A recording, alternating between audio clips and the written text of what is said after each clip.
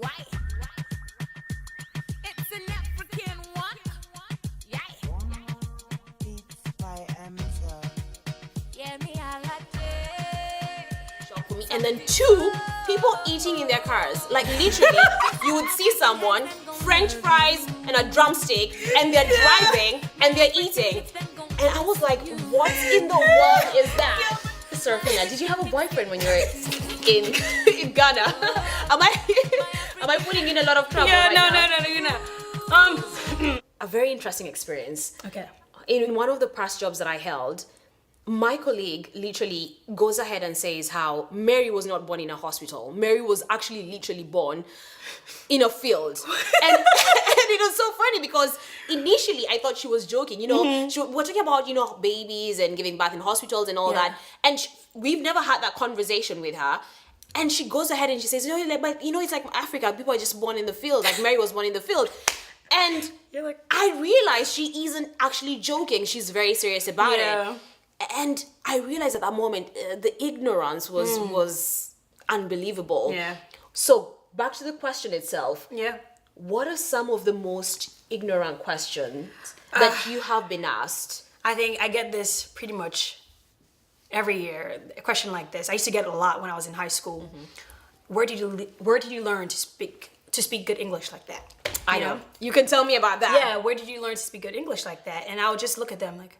For me, it was more like, I learned it in school. Like, there was nothing to it. Yeah. And I mean, yes, I went to an international school back at home, so we had to speak English and whatnot, but obviously we still spoke in our dialect. Yeah. But for me, the look on your face was as though we don't know anything about the outside world or the Western world. It was more of, you only know this, you only live under, the bushes, you live in the bushes or something like that. So I get those questions a lot. Where do you learn to speak English like that? And for me, it was more like, you learn, So that is one.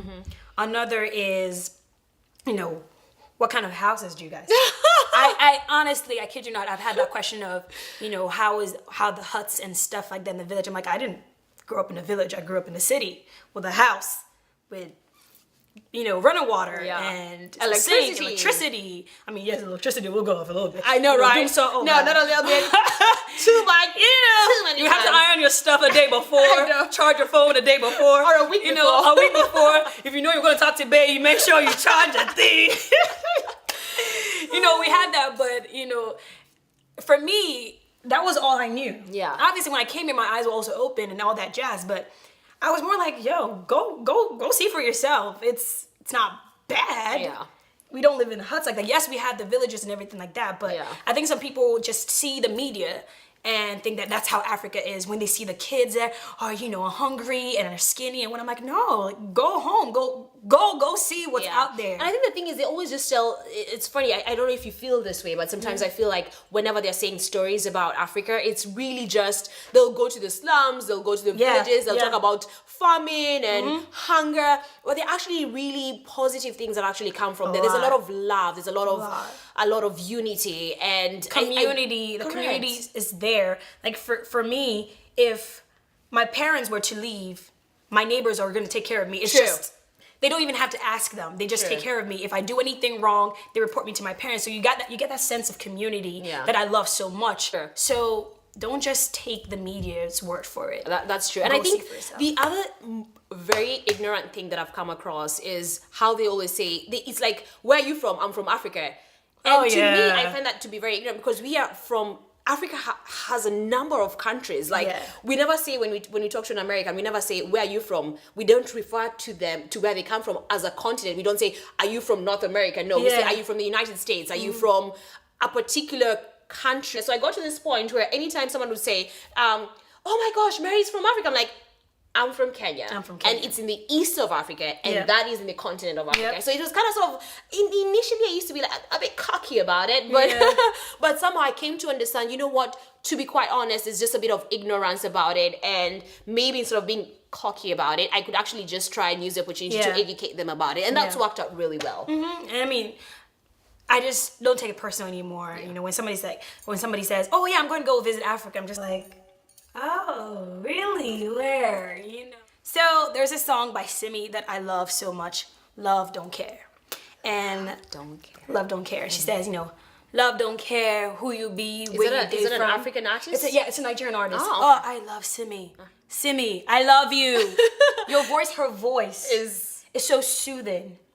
And you just listen to it and you just want to sit in the car and listen to with almost like a music video with with it raining outside and she just goes dun dun dun dun. I should actually check out some of her songs. Yeah, definitely. I'll have to. Okay, sorry, y'all. I'll have to show you. But she has a song called "Love Don't Care," and basically the song is about the fact that love does not discriminate. Love loves. And I think that also goes back to God. God is love. God loves us for who we are, for whatever we've done. He still loves us. And so going back to that line, saying that, I could care less who you are, where you come from, what your social status is. If I love you, I love you. And, we all, as human as we are, we have our natural preferences. True. Maybe I like a guy with a dimple. I like a guy, which I do. I mean, I'm not discriminating against other guys or anything like that, but I do like dimples. I'm just okay, I'm done. So my question for you is, would you prefer to marry somebody from your tribe? Ooh, that's a good question. So for me, going back to the person I was dating previously before I left Kenya, the person was Caucasian from a very different culture. Yeah. And we actually got along really well. And though we were from different cultures, we actually synced very well. Okay. So I was very open to anyone from any culture as long as I felt love. Yes. However, when I came here, the last person that I dated was actually African and specifically East African. And I think one of the things that I liked is the fact that I was able to enjoy East African food. Like I would be able to eat chapati.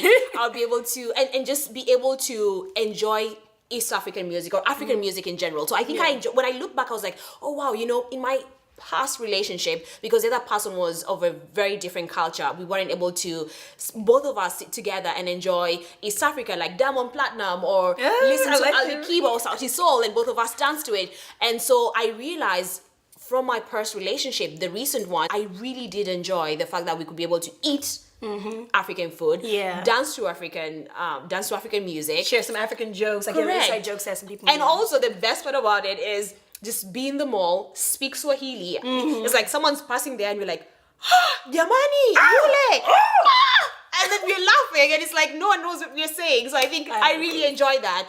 But would I specifically date someone from my culture only? I think for me, I'm at the point whereby I'm really open to dating someone more from my culture, but at the same time, I'm open to knowing that, hey, if someone treats me right and I feel happy and I'm in love, and they are respectful and open to learning my culture as I am to theirs, then I would give it a shot. Yeah, I think I'm in the same boat that way too. If we have that mutual respect for each other, mutual affection, and I respect your background, you respect mine, who knows? Because, who knows, man? Love don't choose. Love don't care. This is very interesting because I experienced this. Oh, God. Now, I'd never put gas before when I got my first job. And literally, my first experience, my first almost near embarrassing experience was actually asking a colleague, can you drive with me over lunch hour to the gas station and show me how to fill gas? I want you to tell us and tell everyone, in your case, what was one of those experiences that you felt people here already do, that you should be knowing, and that you actually had to ask someone to help you? I actually have a similar story about the gas, pumping the gas. And my dad gave me his car for the first time. How old were you then? I think I was about 16. And most of the time I just sit in the car, obviously, and then my dad just drives the car, and then, whatever. So that was the first time ever, and I didn't want to ask my dad how I could do it because he'd be like, Sarafina, I told you to look at me as I'm doing this. You never did. So, I was just like, oh, you know what? I'm just going to go in and see. Let the Lord lead me. Yeah. So I get there and I'm literally like, yo, how am I about to pump this gas? Yo, they're going to look like I'm crazy. So I'm standing there and thankfully, God. So this lady pulls up as I'm trying to even find out how to even open the gas tank. That's another struggle in its own. She comes out and she just looks at me. She's like, hey, do you need help? I'm like, yo, Serafina, humble yourself. I was like, yes, ma'am. She needs help. I don't know how to do this. I'm sorry. So then she helped me. So I have a similar story to that. So that was how I learned how to pump gas and do all that jazz and whatnot. So to conclude this segment, I want us to take a moment and just talk about the lessons we've learned, something that you'd like to share. I'm gonna go off first. Okay.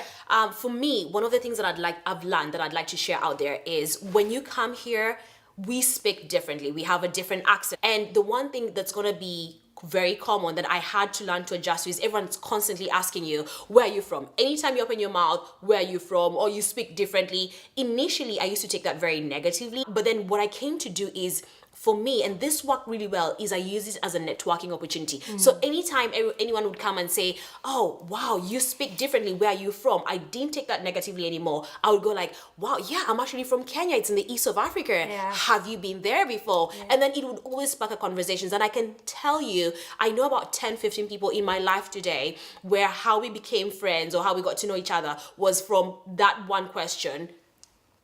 Where is your accent from? So don't take it negatively, and it's okay to speak differently, and also understand it gets better with time. Like how I speak right now is not exactly how I spoke when I came in. I haven't lost my accent, but trust me, I'm one of those people who put a gun to my head. I cannot speak the American accent whether I like it or not. So I've just refined how I speak and how I pronounce things. Another thing is just remember when you come here, the experience is very different, and you've got to understand that it always gets better. People have come before you. So don't let the struggles at the beginning kind of sort of deter you, just keep on working hard, keep on struggling, keep on persevering. And that's probably definitely a lesson that I'd like to share with you. What about you?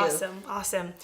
For me, I love to travel. Traveling, for me, erases and decreases my ignorance, not just of a particular country or anything like that, but just in life in general. So I do really encourage travel. So if you do come here or travel anywhere else in the world, one thing that I will tell you is to never forget where you come from, because that place, your root, is what defines you and is literally you. I didn't really know that value until I moved here and saw that, man, I am proud of where I come from. Sure. I am proud of my country. I'm proud of my tribe, our silly ways, our funny ways, our food, everything like that. But it's also created this opportunity for me to also appreciate other cultures and other,